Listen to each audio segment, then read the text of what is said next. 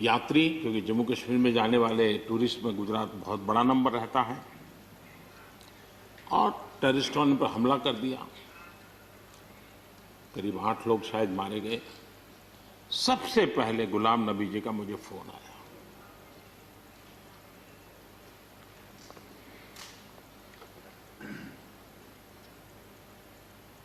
और वो फोन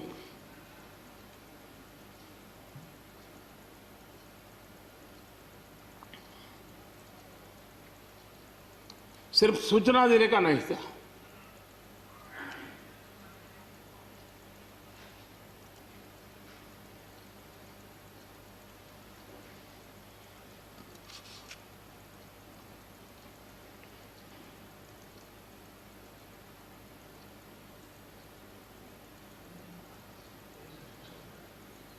उनके आंसू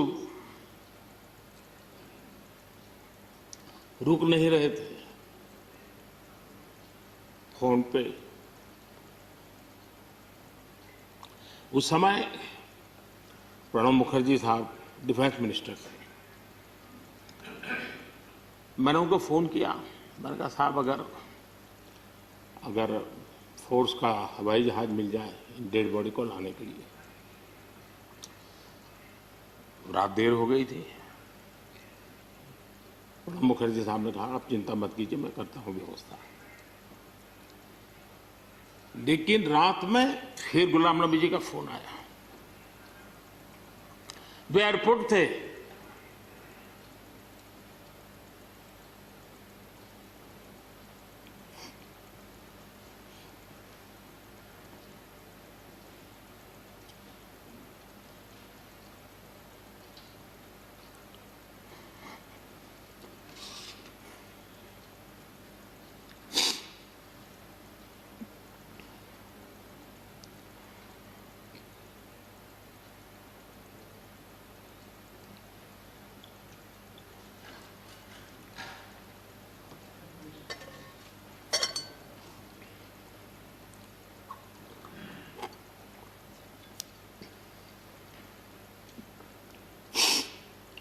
सॉरी,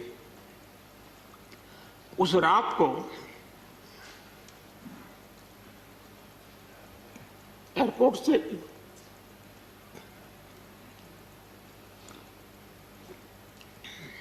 उन्होंने मुझे फोन किया और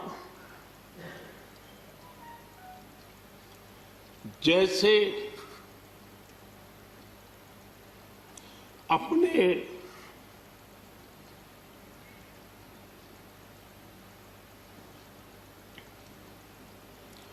परिवार के सदस्य की चिंता करें,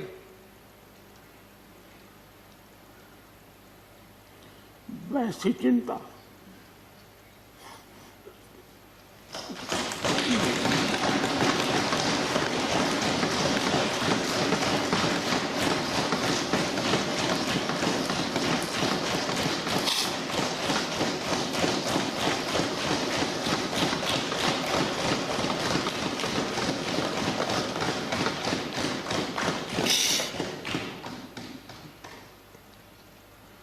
पद, सत्ता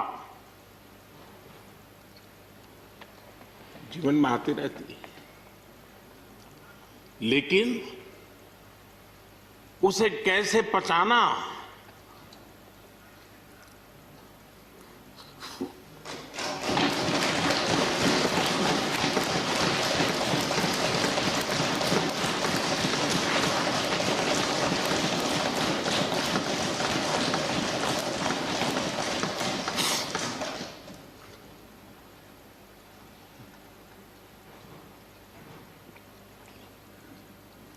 मेरे लिए बड़ा भावुक पल था।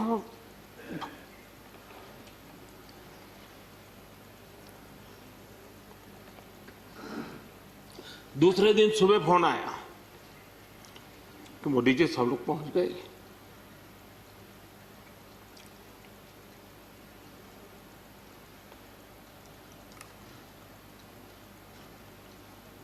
इसलिए एक मित्र के रूप में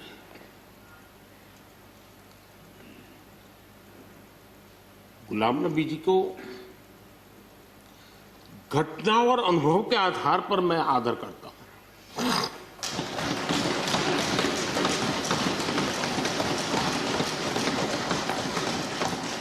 और मुझे पूरा विश्वास है कि उनकी सौम्यता, उनकी नम्रता, इस देश के लिए कुछ कर गुजरने की उनकी कामना, वो कभी उनको चैन से बैठने नहीं देगी।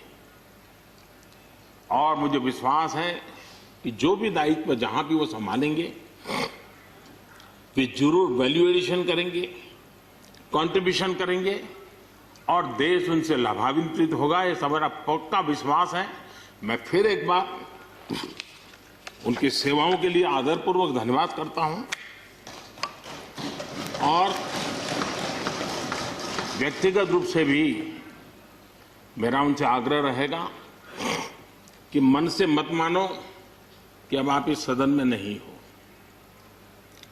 आप के लिए मेरे द्वार हमेशा खुले, इन चारों माननीय सदस्यों के लिए खुले हैं। आपके विचार, आपके सुझाव, क्योंकि देश में सब बहुत जरूरी होता है। ये अनुभव बहुत काम आता है, मुझे मिलता रहेगा, ये अपेक्षा मैं रखता ही रहूंगा। आपको मैं निवृत्त होने नहीं दूंगा। मुझे याद है इस कोरोना काल में मैं एक फ्लोर लीडर्स की मीटिंग कर रहा था, तो उसी दिन गुलाम नबी जी का फोन आया। तो मोदी जी, ये तो ठीक है आप करते हैं, लेकिन आप एक काम कीजिए, सभी पार्टी लीडर्स की मीटिंग जरूर बुलाइए। मुझे अच्छा लगा कि उन्होंने पार्टी लीडर्स के साथ, सभी पार्टी अध्यक्षों के साथ बैठने का मुझे सुझाव दिया और मैंने उस मीटिंग को किया भी। वो गुलाम नबी जी के सुझाव पर किया था। और मुझे कहने में, यानी इस प्रकार का संपर्क, और उसका मूल कारण है कि उनको दोनों तरफ का अनुभव रहा है, सत्ता दल का भी और विपक्ष का। 28 साल कार्यकाल, ये अपने आप में बहुत बड़ी बात होती है। बहुत साल पहले की बात है, शायद अटल जी की सरकार होगी, मुझे याद नहीं रहा। मैं यहां सदन में किसी काम से आया था। मैं तो तब राजनीति में नहीं था, ये इलेक्टोरल पॉलिटिक्स में नहीं था, मैं संगठन का काम करता था। तो मैं और गुलाम नबी जी ऐसे ही लॉबी में गप्पे मार रहे थे। अब जैसा पत्रकारों का स्वभाव रहता है, बराबर नजर लगाए बैठे थे कि ये दोनों का मेल कैसे हो सकता है। हम हंसी खुशी से बातें कर रहे थे, तो हम जैसे ही निकले तो पत्रकारों ने घेर लिया। गुलाम नबी जी ने बहुत बढ़िया जवाब दिया था। वो जवाब हम लोगों के लिए बहुत काम आने वाला है। उन्होंने कहा, भाई देखिए, आप लोग हमको अखबारों में या टीवी माध्यमों में या पब्लिक मीटिंग में लड़ते झगड़ के देखते हो, लेकिन सचमुच में इस छत के नीचे हम जैसे एक परिवार का वातावरण कहीं नहीं होता है। इतनी हमारी आत्महत्या होती है, इतने सुख दुख होते हैं। ये जो स्पिरिट है, वो स्पिरिट अपने आप में बहुत बड़ी बात होती है।